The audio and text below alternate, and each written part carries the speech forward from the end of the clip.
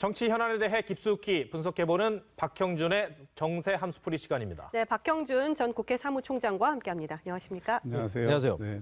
총장님, 이 지금 대선 전국에서 가짜 뉴스가 좀 논란인데 이 대선 주자들에게 가짜 뉴스는 치명적일 수가 있잖아요. 그렇습니다. 지금 전 세계적으로 가짜 뉴스를 둘러싼 논란이 가열되고 있습니다. 지금 미국에서는 뭐 트럼프와 그 전통적인 미디어들 간에 가짜 뉴스를 둘러싼 공방이 있고, 또 이 반기문 총장이 후퇴한 데에도 가짜 뉴스가 굉장히 영향을 미쳤고, 프랑스에서도 지금 뭐 가짜 뉴스 문제가 있습니다. 가짜 뉴스라고 하는 것은 한마디로 조작된 뉴스를 말하는 건데, 가짜 뉴스도 완전한 가짜 뉴스가 있고 좀 부분적 가짜 뉴스가 있습니다. 그럴듯한 사실들을 엮어갖고 약간의 사실과 잘못된 거를 섞어서 가짜 뉴스를 만드는 경우도 있고요. 완전히 조작한 경우도 있고. 근데 이게 이제 이렇게 확산되는 이유는 미디어의 구조와 성격이 완전히 바뀌었기 때문입니다. 이전에는 전통적인 미디어, 뭐 신문이라든지 TV가 주된 것이었습니다만, 지금은 뉴미디어, 특히 소셜 네트워크 서비스를 통한 SNS와 포털이 이 미디어의 중심으로 되고 있기 때문에, 거기서는 얼마든지 1인 미디어가 가능하고 뉴스의 생산과 보급이 아주 손쉽게 가능하기 때문에, 그런 가짜 뉴스를 생산 또 유통할 수 있는 환경이 굉장히 확장돼 있는 것이죠.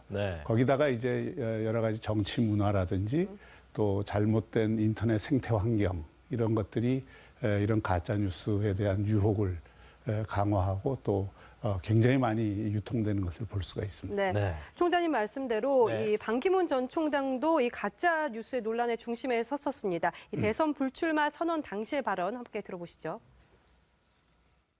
인격 살해에 가까운 음해, 각종 가짜 뉴스로 인해서 정치 교체 명분은 실종되면서 오히려 저 개인과 가족, 그리고 제가 10년을 봉직했던 유엔의 명예에 큰 상처만 남기게 됨으로써 이 가짜 뉴스가 국내외 정치권, 특히 대선에 악용되는 사례가 허다한데, 이 가짜 뉴스가 이슈화되는 배경 뭘로 보십니까? 역시 뭐 선거에 이기기 위한 것이고요. 정치적으로 자기가 목표하는 것을 성취하기 위해서 그 지지자들과 일부 잘못된 생각을 가지고 있는 분들이 수단과 목적을 위해서 수단을 가리지 않는 그런 태도에서 나오는 것이죠. 작년 미국 대통령 선거에서도 이 가짜 뉴스가 굉장히 큰 활약을 했습니다. 실제로 가짜 뉴스에 대한 호응도와 진짜 뉴스에 대한 호응도를 조사해 보니까 가짜 뉴스에 대한 호응도가 진짜 뉴스에 대한 호응도보다 20% 정도 더 높았던 연구 결과도 지금 나와 있고요. 작년에 아시다시피 미국 대통령 선거에서 트럼프는 전통적인 미디어와 아주 열띤 공방을 폈고, 전통적인 미디어들이 다 비판적인 태도를 취했는데, 오히려 트럼프는 이런 인터넷이나 SNS를 통해서 자기의 어떤 지지세를 확산하는데, 그 지지세 확산하는데 중요한 요인이 됐던 것 중에 하나가 또 가짜 뉴스입니다. 가짜 뉴스들을 생산해서 그걸 지지자들 중심으로 보급을 하고, 이것이 다 음모에 의해서 트럼프를 죽이기 위한 음모다, 이렇게 해서 이제 그걸 확산을 시키고, 또 그런 것을 통해서 자기 지지층이 도망가지 않도록 하는 이런 어떤 효과를 톡톡히 누렸던 것이죠. 이번에도 지금 CNN하고 트럼프가 정면으로 지금 부딪히고 있는데, 이번에 이제 이민 반대를 위한 행정명령에 대해서 기존 주류 언론들이 비판을 많이 하니까 주류 언론 자체가 가짜 뉴스의 생산지다, 이런 식으로 이제 비판을 했어요. 그러면서 이제 코네이라고 하는 트럼프의 일종의 홍보수석 전문가죠. 백악관 보좌관인데, 이 양반이 이제 2012년에 이 홀링그린이라는 데서 대학살이 일어났는데 기존 미디어들이 하나도 보도를 안 했다. 이거 자체가 이제 거짓말로 드러나서 지금 뭐 굉장히 공방이 있었고, 지금도 이제 전쟁 중이죠.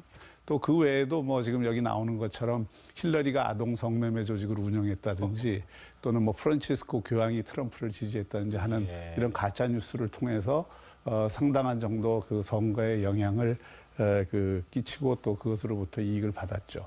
지금 이제 불란서 같은 경우에도 대선 중인데요. 네. 그 마크롱 그 대선 후보가 그 25세 연상의 그 부인을 하고 있습니다. 그런데 이제 그것에 대해서 지난번 미국 대통령 선거도 그렇지만 일부 프랑스 대선에서도 이 러시아가 교묘하게 개입을 해서 러시아가 오히려 그 가짜 뉴스를 제공하는 또 기지가 되기도 합니다. 이번에 이제 마크롱 같은 경우에는 마크롱이 동성애자다 뭐 이런 뉴스를 러시아 언론에서 그 가짜 뉴스로 이게 만들어내고 이걸 이제 프랑스에 확산을 시키는 이런 어떤 수법을 쓰고요. 예. 지난번에 반기문 총장 같은 경우에도 그 퇴주잔 논란, 예. 그거는 이제 짜집기 영상을 통해서 네. 사실과 다른 걸 했던 그런 악의적이었죠, 것이죠. 예.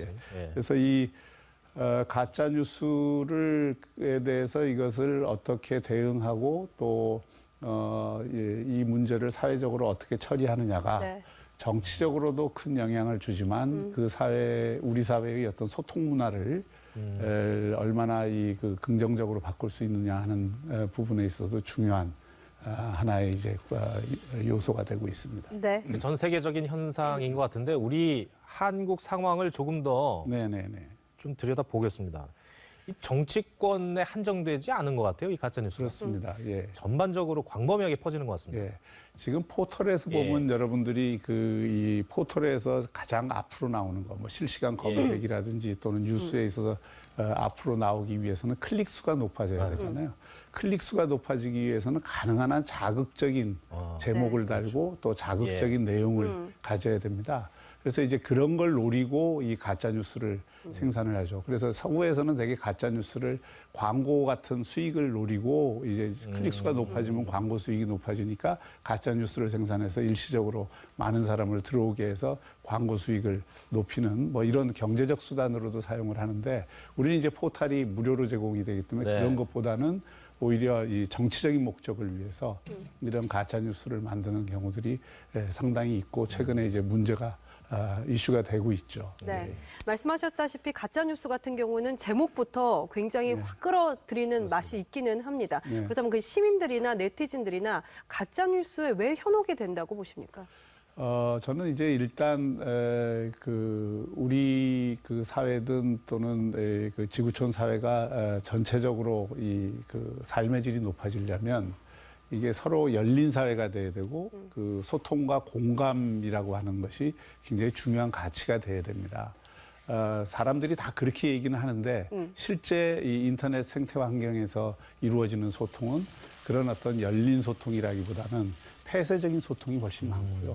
우리가 SNS를 써보면 알지만 SNS에서 다 이 동호인들 중심으로 이게 SNS가 되다 보니까 페이스북도 그렇고 뭐 카카오톡도 그렇고 이런 어떤 그룹을 형성해서 그룹 내에서 이 그 정보가 그 유통이 되잖아요. 그러니까 이제 그 자기들끼리의 어떤 소통 공간만 마련이 되는 겁니다. 그러니까 많은 연구 결과에 따르면 이 소통이 그 의견을 달리하는 사람들 간의 어떤 열린 소통이 되기보다는 의견을 같이 하는 사람, 또 자기의 어떤 정치적 성향이 같은 사람들끼리만 소통을 하다 보니까 그 사람들 입장에서는 상대편 또는 그 자기의 어떤 울타리 바깥에 있는 사람들에 대해서는 과감하게 비판을 하고 뭐 이렇게 조작된 뉴스를 이용하더라도 그 안에서 별로 비판을 안 받거든요. 또 하나는 자기하고 비슷한 의견을 가진 사람이 그런 가짜 뉴스를 생산하거나 이게 유통을 시킨다 하더라도 거기에 대해서는 굉장히 관용적입니다. 편 바깥에 있는 다른 편에 대해서는 굉장히 적대적이고 또 폐쇄적이지만 자기 편들끼리는 또 굉장히 관용적이기 때문에 그 가짜 뉴스가 자기 편 내에서는 굉장히 확산이 되는 측면이 있죠. 일종의 맞춤형이라고 볼 수가 있다는 예, 뜻인데. 그런 것도 있고요. 또 하나는 저는 이제 우리 사회에 대해서 걱정하는 것 중에 하나가 이게 세디즘적인 경향과 이 관음증 현상입니다. 우리가 이제 뭐 삶이 어렵다 보면 그 여러 가지 분노가 생기기 마련인데 이 그 분노를 해소하는 방법 중에 하나가 가학성 심리가 작동하는 경우거든요. 이게 상당히 위험한데 사실은 남들에 대해서 공격을 하고 남들을 어떤 적대적으로 대함으로써 자기가 갖고 있는 분노를 풀어버리는 거죠.